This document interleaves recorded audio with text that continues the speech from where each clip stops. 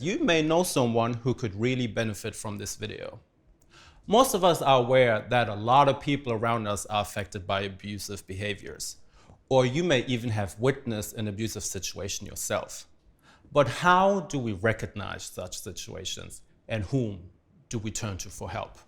I'm your host, Casper, and let us work through this sensitive topic together. Most recently, annual domestic abuse figures have increased by 7%. And a YouGov poll shows that over 15% of people have experienced abuse at work, with a third of all women having experienced workplace-related sexual harassment. That figure even reaches 70% for people from the LGBTQIA+ community. As you can see, these figures are really alarming. So many of us are affected by abuse, and it can happen to all of us during any stage of our lives. But the signs for abuse are not always as obvious as we might think. So before we hear from our artists and experts on how to get out of an abusive situation and where to turn to for help, let's break down the different forms of abuse. Abuse is broken down into more than 7 main categories, including sexual and physical abuse, psychological and emotional abuse, financial and discriminatory abuse, as well as neglect and even self-neglect. Most of us can probably imagine a specific scenario in relation to all of these categories. But let's think about a situation that is less obvious to us or even normalized. Here are 5 examples that come to mind for me. A colleague is being humiliated at work by their manager. Your partner frequently blames you for disagreements. Your parent constantly criticizes your sibling and compares them unfavorably to you. Your partner screams and yells at you, punches the wall during arguments. Your friend does not respect you and your boundaries. So let's take a closer look at the last scenario, about your friend not respecting you. The path to identifying abuse coming from a friend is often not as clear as when it's coming from a romantic partner or even a family member. So imagine you have a friend. Let's call them Raf. You two have been close for many years. Raf has a tendency to talk poorly about your mutual friends. They don't value your time. They dismiss your opinions and make condescending jokes about you. Thinking about it, the relationship feels really one-sided. During one specific incident, you both are out with your friendship group. Raf shares details about your past romantic relationship, which you told Raf about in confidence. These are all behaviors that point to an abusive situation. But when it comes to people that we love and respect, we may feel that we can't navigate their problematic personality traits, and we also may fail to recognize that they are actually abusive. We don't want to let them go, as we have invested time and effort into our relationship, and we also care for them. But there needs to be a time where we realize that we deserve better, and that we need to distance ourselves from friends in our lives like Raf.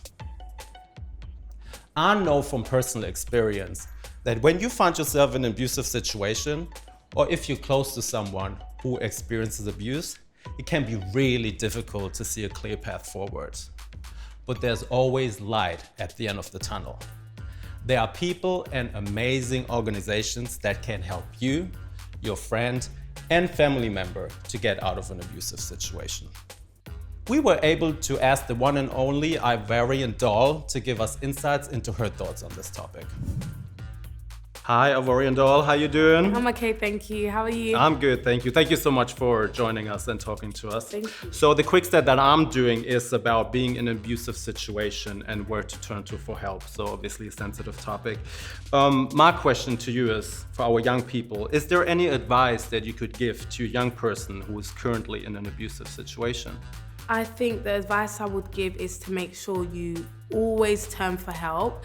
Sometimes it's easier said than done because you could feel scared, you could feel alone, you feel like your abuser might do something else to you if they found out that you've told, but you need to find the strength and the courage to do so. You need to make sure that you speak to another adult that you trust, another person in care maybe, I don't know, another family member that might not know about it, if you're in school, a teacher, but you always need to make sure that you go out and get that help and try to save yourself, because you don't want it to be a situation where it's like, I should have said something.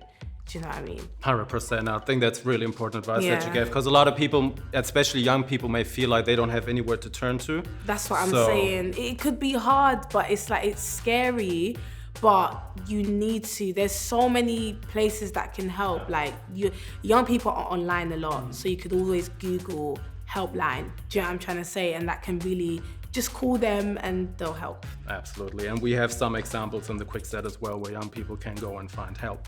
And the follow-up question is, do you have any self-affirmation tips for a young person that is still healing from an abusive situation? I would say a young person, once they're out of the situation, it can be a bit traumatizing. I think you also need to do things that you love to get your mind off it. So have an interest, have a hobby, do you know what I mean? To just get your mind off it and to always learn how to maybe read a book, I don't know, stay positive. I know it could be hard, but you have to have a positive mindset that, okay, I'm strong because I've come out of it. I'm not there today. Absolutely. Thank you so much for advice. I'm sure the young people watching will really appreciate it. Thank you. Ivorian Doll gave us some really valuable insights. Let's see what advice our guest expert can give us on how to address and get out of an abusive situation. Hello, everyone. My name is Aziz. I'm the counseling manager in The Mix. So the most common reasons that people come to The Mix across the services that we offer is anxiety and depression would be in the top spots that we have. Other than that, we have thoughts of suicide and thought of self-harm, relationships and friendships issues, and family issues. And we have seen an increase from 2019 to 2020. It was a massive increase. And we believe that COVID and the lockdown had a big part in this increase. So my first tip for young people would be to make sure that they self-care. I know it sounds very simple, asking someone to take care of their needs, but many times it is not that simple. We need to make sure that we're taking care of our physical needs, like eating, drinking, sleeping properly. Also, exercising is quite important. When I say exercise, I do not mean something huge. You can go for a walk around the block or in the park. A second tip would be to do things that you enjoy and that relax you. Things like listening to music or playing music yourselves, reading a book, watching your favorite show, or any hobby that you can have during this time, COVID-friendly, fortunately or unfortunately. A third tip would be being positive. Now, this is a quite important one. It is very easy in these times to focus on everything that goes wrong around us. So trying to focus on anything that is positive during the day, maybe writing it down as well on a piece of paper. It will train yourself to be able to see more positive things around you. So this is quite important. And as a last tip, that is focusing on people that experience anxiety, is break things down into smaller, more manageable goals. If I ask you to climb a mountain, it will be an overwhelming task. But if I ask you to just take one step towards the top of the mountain today, well, this is not that bad. This is manageable. I can do that. It is one step. So the idea is break things down to smaller, more manageable goals. So The Mix is a holistic service. We try to cater for everything that the young person might need. On our website, people can find information on different topics, articles from young people and their experiences, articles from experts talking about certain issues, as well as different signposting options to other organizations and services. Young people can also be involved in the discussion boards or group chats, build a sense of community. These are peer support groups, and talk about anything that they might face. If young people require one-to-one support, they can contact the helpline service that is available 7 days a week from 3 p.m. until midnight.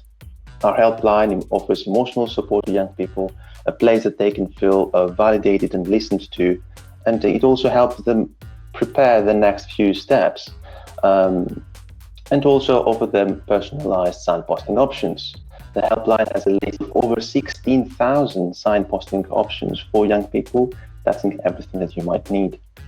And if young people would require a more in-depth and personal form of support, they can always book their counseling sessions from our website, which are free.